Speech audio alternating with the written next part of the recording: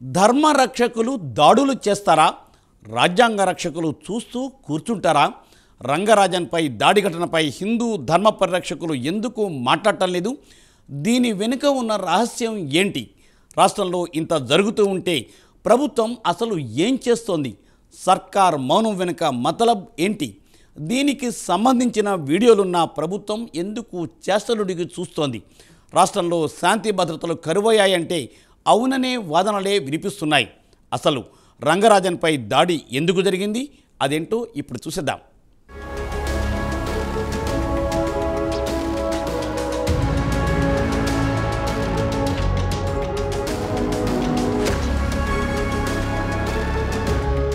తెలంగాణలో సరికొత్త private army బయలుదేరింది. రామరాజ్యం స్థాపిస్తామని గ్యాంగ్ సభ్యులు అంటున్నారు. తమని తాము ఇక్ష్వాకు వంశస్థులుగా చెప్పుకుంటున్న కొంతమంది ఇలా ఓ సైన్యంగా ఏర్పడ్డారు. రామరాజ్య స్థాపన కోసం తమతో కలిసి రావాలని ఒత్తిడి చేస్తున్నారు. ఈ క్రమంలోనే ఈ నెల 7వ తేదీన రంగారెడ్డి జిల్లా మొయినాబాద్ పిఎస్ పరిధిలోని చిలుకూరు బాలాజీ ఆలయం అర్చకుడు రంగరాజన్ ఇంటికి వెళ్లారు. తమతో చేతులు కలపాలని రంగరాజన్పై ఒత్తిడి చేశారు. దానికి రంగరాజన్ ఒప్పుకోలేదు.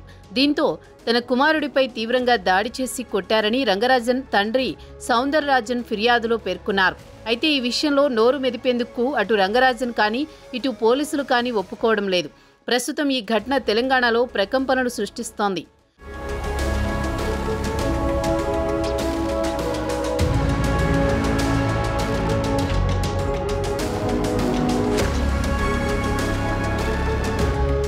రంగరాజన్ ఫిర్యాదుపై కేసు నమోదు చేసిన పోలీసులు సీసీ కెమెరా దృశ్యాల ఆధారంగా దర్యాప్తు ప్రారంభించారు.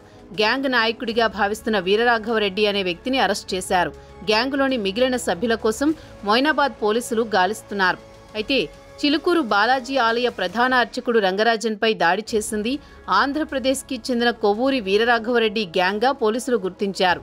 తూర్పు గోదావరి జిల్లా అనపర్తి మండలం కొప్పవరం గ్రామానికి చెందిన కొవ్వూరి వీరరాఘవరెడ్డి 50 ఏళ్లలోపు వ్యక్తుల్ని రిక్రూట్ చేసుకుని ఇలాంటి ఘటనలకు పాల్పడుతున్నాడని పోలీసుల దర్యాప్తులో వెల్లడైంది.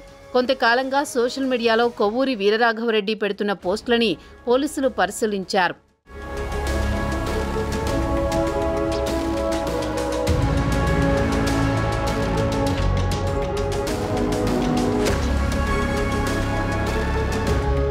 మొత్తంగా 5,000 మందితో ఓ సైన్యాన్ని ఏర్పాటు చేస్తున్నామని వీరరాఘవరెడ్డి గ్యాంగ్ 2024లో సోషల్ మీడియాలో పోస్టులు పెట్టింది. 10వ తరగతి పాస్ అయిన వారు, ఫెయిల్ అయిన వారు సైన్యంలో చేరవచ్చని ఆహ్వానం పలికారు.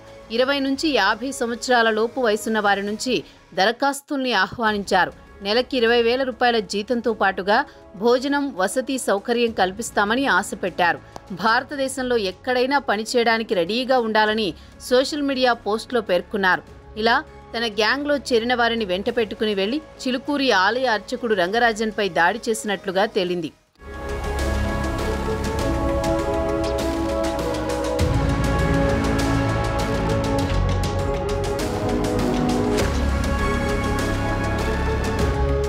ఇక్ష్వాకు వంశస్థుల పేరుతో 20 మంది వరకు రంగరాజన్ ఇంటిపై దాడికి పాల్పడ్డారు. రామరాజ్య స్థాపన పేరుతో వీరరాఘవరెడ్డి అనే వ్యక్తి తన అనుచరులతో కలిసి రంగరాజన్ ఇంట్లోకి చొరబడి హంగామా సృష్టించారు. నల్లరంగు దుస్తులు ధరించి ప్రైవేట్ సైన్యాన్ని తలపించేలా వచ్చిన గుంపు చిలుకూరు బాలాజీ ఆలయం సమీపంలో ఉన్న రంగరాజన్ ఇంట్లోకి చొరబడ్డారు. రంగరాజన్ను కింద కూర్చోబెట్టి వీరరాఘవరెడ్డి అనే వ్యక్తి ప్రశ్నలు సంధిస్తూ ఏమీ తెలియదని పురోహితుని రూపంలో ఉన్న కపట వేషధారి అంటూ దూషించారు. తాము రామరాజ్య స్థాపన కోసం పోరాడుతున్నామని, తమకు సహకరించాలని బెదిరించారు. అంతటితో ఆగకుండా రంగరాజన్ మీద దాడికి పాల్పడ్డారు. ఇందుకు సంబంధించిన వీడియో ఇప్పుడు సోషల్ మీడియాలో వైరల్ అవుతోంది.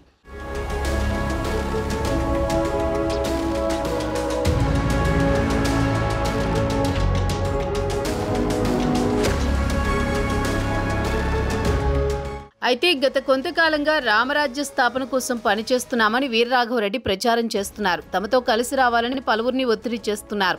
ఈ క్రమంలోనే ఈ నెల 7వ తేదీన రంగారెడ్డి జిల్లా మొయినాబాద్ పిఎస్ పరిధిలోని చిలుకూరు బాలాజీ ఆలయ అర్చకుడు రంగరాజన్ ఇంటికి వెళ్లారు. తమతో చేతులు కలపాలని రంగరాజన్పై ఒత్తిడి చేశారు. దానికి రంగరాజన్ ఒప్పుకోలేదు. దీంతో తన కుమారుడిపై తీవ్రంగా దాడి చేసి కొట్టారని రంగరాజన్ తండ్రి సౌందరరాజన్ ఫిర్యాదులో పేర్కొన్నారు. ఈ ఫిర్యాదు ఆధారంగా రంగంలోకి దిగిన పోలీసులు తీగలాగితే డొంకంతా కదిలింది.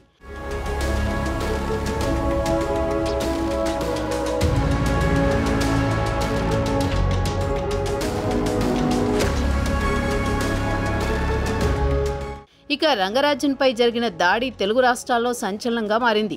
ఆయనపై జరిగిన దాడిని అన్ని రాజకీయ పార్టీలు, హిందూ సంఘాలు తీవ్రంగా ఖండిస్తున్నాయి. ఈ క్రమంలో చిలుకూరు బాలాజీ ఆలయ ప్రధాన అర్చకుడు రంగరాజన్పై జరిగిన దాడిని ఆంధ్రప్రదేశ్ అర్చక సమాఖ్య ఖండించింది. బాధ్యులపై తెలంగాణ ప్రభుత్వం కఠిన చర్యలు తీసుకోవాలని డిమాండ్ చేసింది. భవిష్యత్తులో ఇలాంటి ఘటనలు జరగకుండా చర్యలు తీసుకోవాలని కోరారు. అయితే ఈ ఘటనపై రేవంత్ సర్కార్ ఎలా స్పందిస్తుందో చూడాలి.